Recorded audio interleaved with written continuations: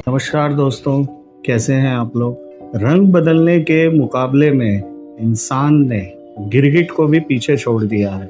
आजकल के ज़माने में आप जब किसी पे विश्वास करते हो तो वो कब विश्वासघात कर जाए ये कुछ पता ही नहीं चलता। ये इस कहानी में आपको देखने को मिलेगा। ये जब कहानी ख़त्म होगी तो आपको एक सोचने पे मजबूर कर देगी कि हम किस पे भरोसा करें, किस पे नहीं करें। ये कहानी है हरियाणा में एक जगह है पानीपत, सभी लोग जानते होंगे।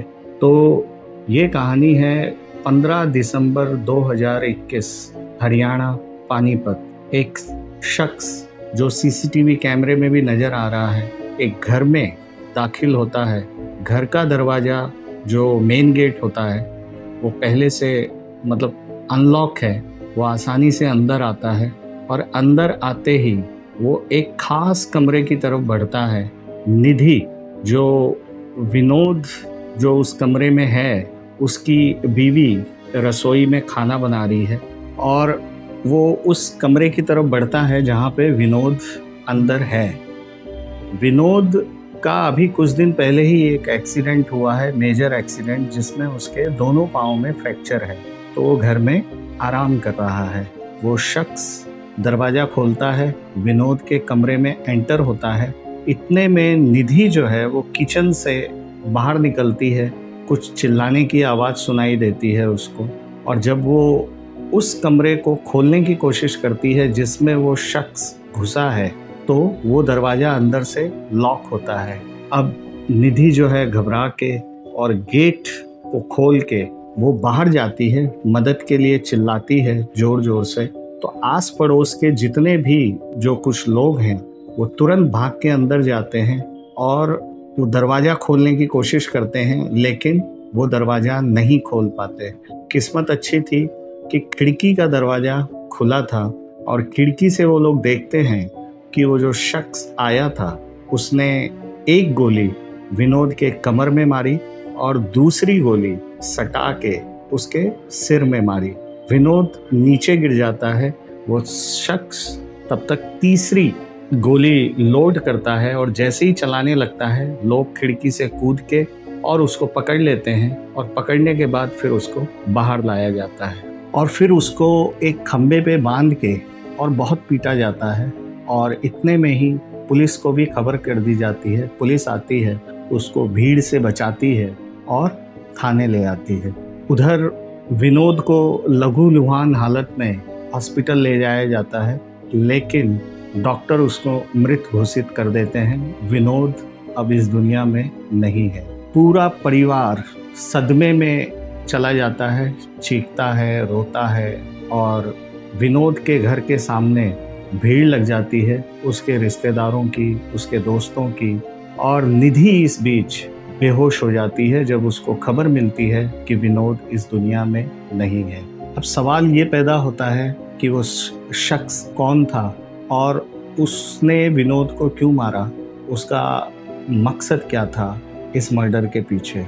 अब हमें चलना पड़ेगा इस घटना से 2 महीने पहले। 5 अक्टूबर 2021 पानीपत सुखदेव नगर, वहाँ विनोद अपनी जो उसकी शॉप थी, एक काफ़ी बड़ा शॉप था, कंप्यूटर क्लासेस वो चलाता था और कंप्यूटर से रिलेटेड उसकी क्लास चलती थी वहाँ पे। तो वो दुकान के बाहर कुर्सी डाल के, और जो पेवमेंट इलाका होता है थोड़ा सा, तो वहाँ पे अपनी चेयर डाल के शाम का वक्त था, वो चाय पी रहा। तभी अचानक एक पिकअप जो ट्रक होता है छोटा, वो बहुत ही तेज रफ्तार से आता है और विनोद को जोरदार टक्कर मारता है। ये टक्कर इतनी जोरदार थी कि किसी को भी विश्वास नहीं हुआ कि इसमें विनोद कैसे बच गया।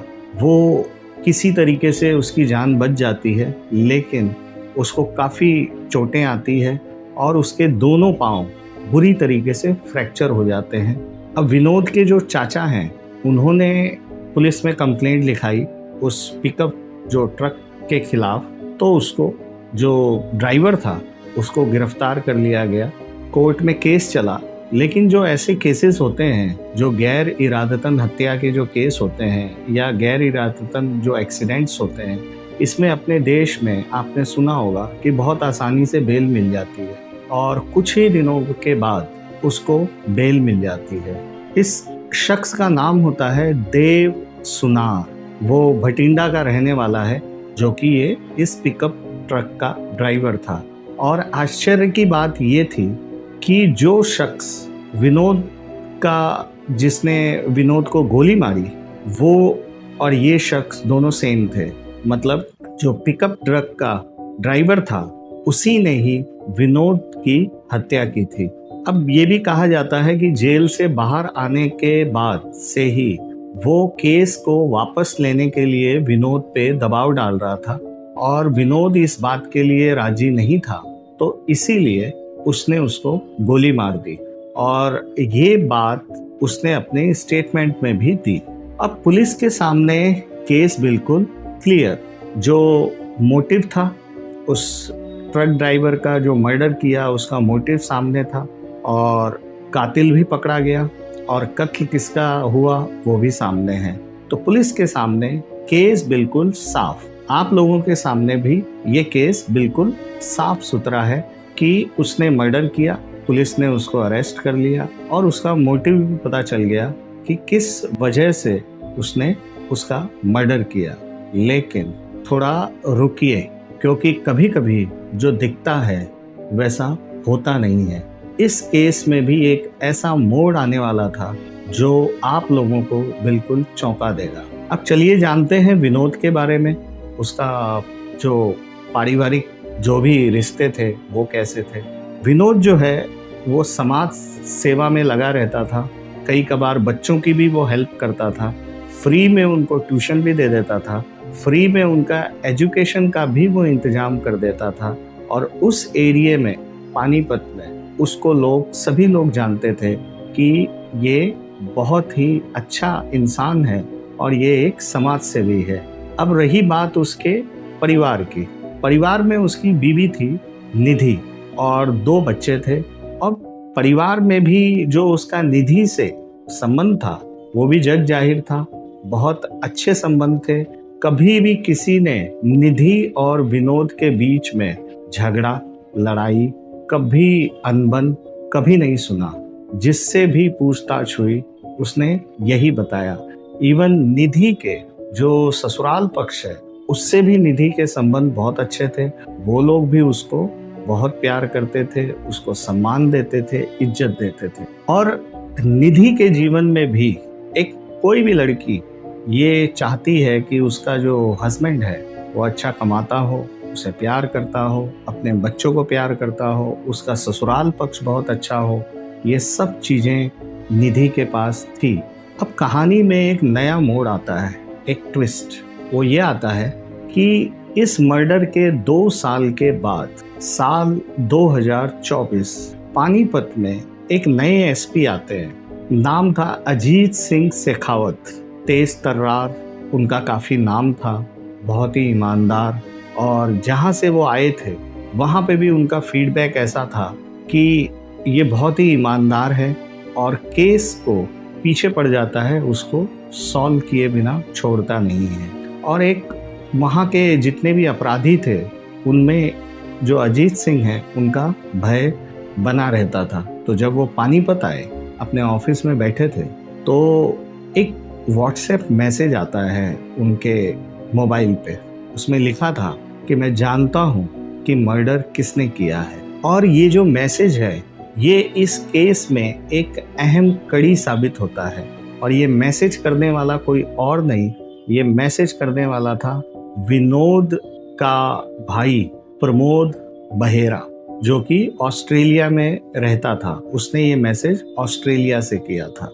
तो अब वो एसपी साहब चौंक जाते हैं और जब वो उनकी बात होती है तब वो बताता है कि सर, मैं चाहता हूँ कि इस केस का री इन्वेस्टिगेशन हो, क्योंकि जब वो सारी चीज़ें उनके सामने रखता है तो एसपी को इस केस को री इन्वेस्टिगेशन के लिए मजबूर होना पड़ता है। वो इस केस में लग जाते हैं, पुरानी फाइलें सारी मंगाई जाती है, फिर वो पुरानी फाइलें सारी स्टडी करते हैं। ऐसा नहीं है कि प्रमोद ने अभी मैसेज किया, उसने 2 साल में कई बार पानीपत जो पुलिस स्टेशन है और पानीपत के जो पुलिस ऑफिसर्स हैं उनको कई बार उसने बात की, मैसेज किया, लेकिन किसी ने भी उनकी बातों पे भरोसा नहीं किया और उनकी बातों को नज़रअंदाज कर दिया। लेकिन जब प्रमोद ने सुना कि अजीत जो है वो बहुत ही ईमानदार पुलिस ऑफिसर हैं और वो मेरी मदद कर सकते हैं, तब उसने उनको अप्रोच किया। अब जब वो केस को स्टडी कर रहे थे, अजीत जो एसपी हैं, तो पूरी केस को पढ़ने के बाद वो एक नतीजे पे आते हैं कि ये जो मर्डरर है देव, अब इसका जो केस था जो उसने टक्कर मारी, तो उस केस में तो कुछ महीनों के बाद उसको जमानत तो पहले ही मिल गई थी। और ये ऐसे केसेस बहुत ज़्यादा दिन चलते नहीं हैं, क्योंकि एक तो जो टक्कर हुई उससे किसी की मौत नहीं हुई, सिर्फ पाँव टूटा, तो वो तो थर्ड पार्टी जो होती है वो क्लेम दे देती है। तो इसमें इस केस से वो 8-10 महीने में वो इस केस से बाहर हो जाता। लेकिन ऐसी क्या मजबूरी थी, ऐसी क्या बात थी जिससे उसको मर्डर करना पड़ा? तो इसके पीछे बहुत बड़ा झोल है, इसके पीछे साजिश हो सकती है, तो इस पे अपने को री इन्वेस्टिगेट करना ही चाहिए। अब देव सुनार की जांच शुरू हो जाती है, मतलब उसको बताया नहीं जाता, लेकिन उसकी फाइनेंशियल जांच, उसकी जो बैंक अकाउंट है और सोशल उसका जितना भी अकाउंट है, व्हाट्सएप चैट हुई या फिर कॉल डिटेल, तो ये सब उसकी जांच शुरू हो जाती है।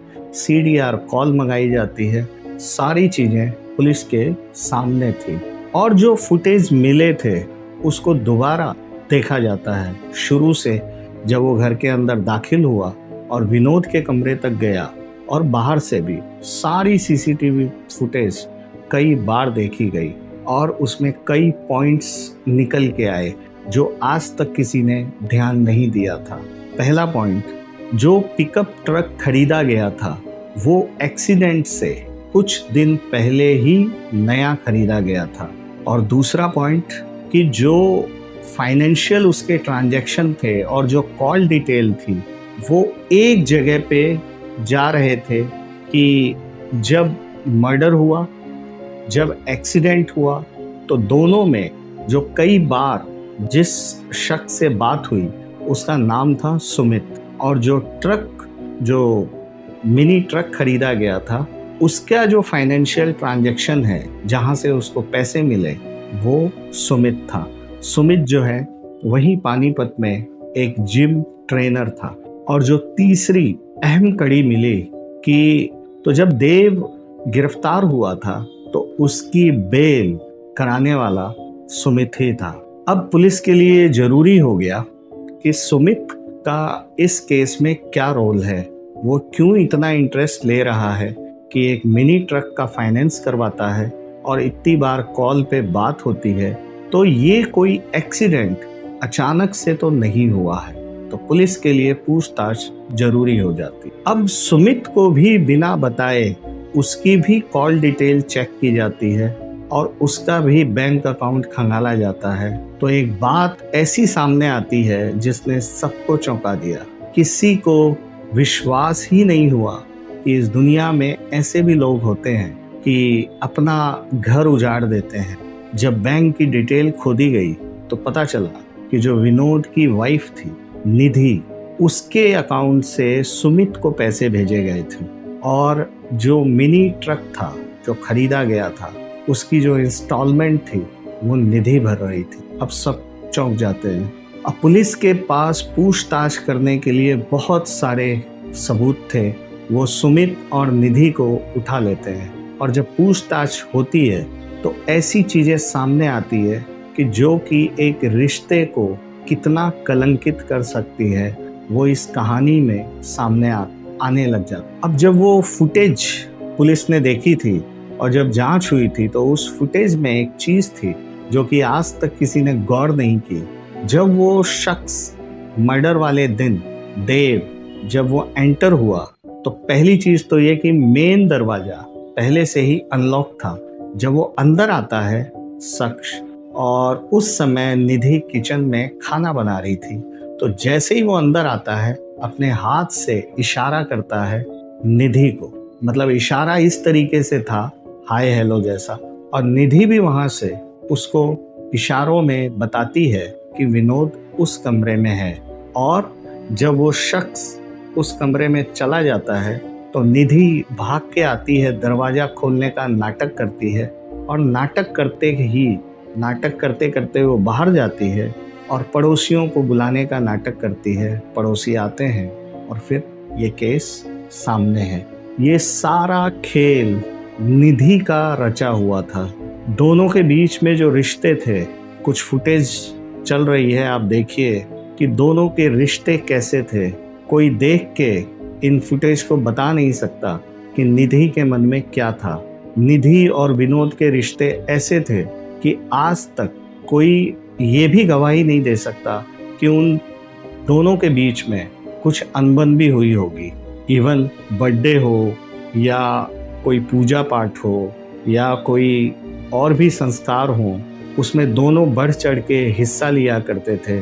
और निधि हर साल करवा चौथ रखती थी। करवा चौथ अपने पति की लंबी उम्र का, लेकिन उसी ने ही उसके कत्ल का ये सांग रच दिया। निधि के लाइफ में वो सब कुछ था जो एक लड़की सपना देखती है। पैसा, अच्छा परिवार, बच्चे, माँ बाप, सास ससुर, जो प्यार करने वाले सास ससुर, सब कुछ था। लेकिन उसने अपने घर को ही आग लगा दी। लेकिन ऐसा क्या हुआ था? जब सब कुछ अच्छा चल रहा था तो ऐसा क्या था कि जिसकी वजह से ये निधि ने ये सब किया? साल 2021 निधि वैसे भी फिटनेस पे बहुत ध्यान देती थी, तो उसने तय किया और विनोद को भी बताया कि वो एक जिम ज्वाइन करना चाहती है। तो विनोद चूंकि उसे बहुत प्यार करता था तो उसने भी हामी भर दी और उसने मोटिवेट भी किया उसको, और उसे कोई आपत्ति नहीं थी। अब निधि ने जिम ज्वाइन कर ली और उसी जिम में सुमित जो है वो जिम ट्रेनर था। धीरे धीरे नज़दीकियाँ बढ़ी निधि की और सुमित की, और वो इतने पागल हो गए कि उनको अब निधि को अपना घर दिखाई नहीं देता था। और वो कहते हैं ना कि ये सब चीज़ें कितना भी छुपा लो, आप छुपती नहीं हैं। एक दिन क्या हुआ कि निधि जो है अक्सर रोज घर पे भी जब भी रहती थी तो विनोद ऑफिस चला जाता था, अपने काम पे चला जाता था, और इस बीच निधि की बहुत लंबी लंबी बातें होती थी सुमित से। एक दिन विनोद जब घर आया तो वैसे तो वो कॉल जो डिटेल होती है उसको रोज डिलीट कर देती थी, लेकिन उस दिन वो डिलीट करना भूल गई और विनोद ने वो कॉल डिटेल्स देख ली। लेकिन विनोद को ज़्यादा झटका तब लगा जब उसने उसकी फेसबुक जो एंट्रीज हैं, जो फेसबुक मैसेंजर पे मोबाइल पे ही उसके कुछ मैसेज देखे जो कि सुमित और निधि के थे, तो भड़क गया। और उस दिन घर में पहली बार लड़ाई भी हुई, काफ़ी बहस भी हुई, लेकिन जो विनोद है उसने अपने बच्चों का मुंह देख के उसको एक मौका दिया कि ठीक है, जो हुआ सो हुआ, लेकिन अभी भी इस चीज़ों से लौट जाओ। और उसी दिन उसने सुमित को भी फ़ोन करके धमकाया कि निधि से दूर रहो। बहरहाल ये जो बातें हैं वो निधि और विनोद के बीच में ही रही, क्योंकि विनोद ये नहीं चाहता था कि जो उसके घर वाले हैं या बच्चे हैं उन तक ये बात पहुँचे और निधि का जो कैरेक्टर है वो सबके सामने आए, जिससे उसकी इज्जत कम हो जाए। तो विनोद ने अगर देखा जाए तो एक तरीके से बहुत मैच्योरिटी वाला एक संदेश दिया था, लेकिन निधि के मन में कुछ और था। एक चीज़ और मैं बताना चाहूँगा कि विनोद का करीब 1 करोड़ का इंश्योरेंस भी था, उस पे निधि की नज़र थी और निधि को सुमित के अलावा कुछ भी दिखाई नहीं दे रहा था। वो सिर्फ ये चाहती थी कि किसी भी तरीके से इसकी मौत हो जाए और मैं और फिर सुमित साथ में एंजॉय करेंगे इन पैसों से। इसीलिए उसने एक मिनी ट्रक का ये प्लान बनाया जिससे ये हत्या ना लगे, ये एक एक्सीडेंट लगे, जिससे कि सारे पैसे उसे मिल जाएं। और ये कोशिश तो की, लेकिन वो किसी तरीके से बच गया। और फिर जो दूसरी बार देव को भेजा गया और उसका मर्डर हो गया।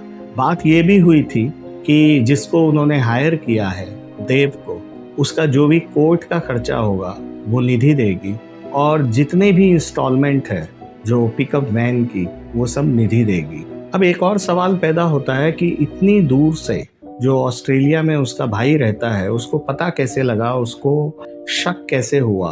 तो उसके भी कुछ पॉइंट्स हैं।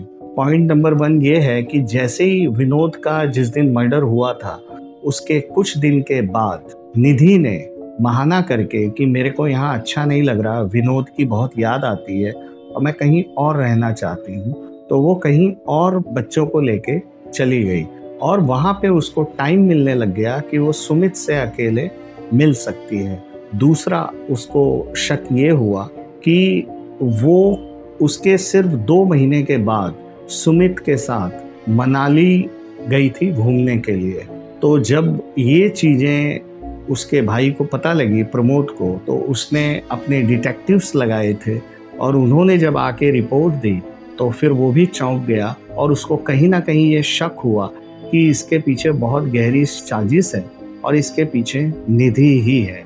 क्योंकि उसके कुछ महीनों के बाद निधि ने अपने बच्चों को, सास ससुर को ऑस्ट्रेलिया भेज दिया था और वो खुद वहाँ रहने लग गई थी। तो ये भी बहुत बड़ा एक कारण था शक। लेकिन कहा यह भी जा सकता है कि उसने अपनी जो आज़ादी खरीदी थी वो अपना कैरेक्टर बेच के खरीदी थी। उसने सब कुछ अपना बेच दिया था। और तो और एक चीज़ में और चौंक जाएंगे आप लोग कि जब गवाही का वक्त आया, क्योंकि वही एक गवाह थी जिसने उस देव को एंटर करते हुए देखा था, जो कि सीसीटीवी में भी है।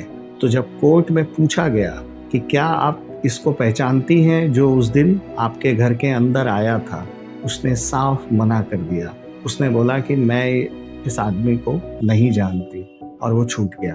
तो आप सोचिए कि कोई कितना गिर सकता है। इसीलिए मैंने कहा था कि इंसानों ने गिरगिट को भी पीछे छोड़ दिया है रंग बदलने के मामले में। तो दोस्तों, कहानी कैसी लगी आपको, और कमेंट बॉक्स में ज़रूर बताइएगा। और अगर चैनल को सब्सक्राइब नहीं किया तो प्लीज़ सब्सक्राइब कर लीजिए। और मिलते हैं एक नई कहानी के साथ। तब तक के लिए अपना ध्यान रखिए। नमस्कार।